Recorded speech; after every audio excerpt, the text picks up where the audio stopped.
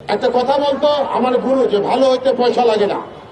আমরা দেখেছি এখনো কিছু বেসরকারি টেলিভিশন, বিটিভি, শিল্পকলা এরা সবাই কিন্তু ওই ফ্যাসিস্টদেরকে কিন্তু পৃষ্ঠপোষক করতে এসে আমার এই শ্রদ্ধেয় ক্যামেরা ভাইরা আপনারা খুব ভালো করে জানেন এবং টেলিভিশন চ্যানেল ভাইরা খুব ভালো করে জানেন।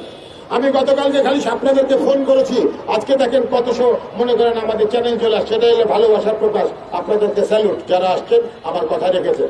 আমরা একটা কথা বলতে চাই, আপনাদেরকে আমরা 21 দিন টাইম দিলাম। আজকে এই প্রেস ক্লাবের সামনে থেকে এই 21 দিনের মধ্যে যার যার স্থান থেকে আপনাদের প্রতিবেদন খারাপ করে, আপনাদের প্রতিবেদন পেশ করে ফ্যাসিস্টদেরকে তাড়িয়ে দিয়ে আপনাদের নিচের ব্যর্থতা পূরণ করুন, আপনাদের জায়গা পরিষ্কার করুন।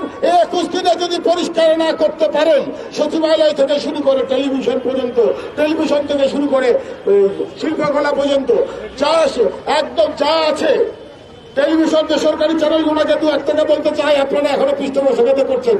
হাত জোর করে বলছি, এখনো সাবধান হয়ে যান।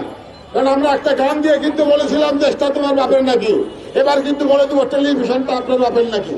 কারণ আপনারা কাজ করবেন, আপনাদের এখানে অনেকে কাজ করছে, অনেকে পেটের ভাত রোজগার করছে, তাই বলে ফ্যাসিস্টদেরকে নিয়ে কাজ করেন না।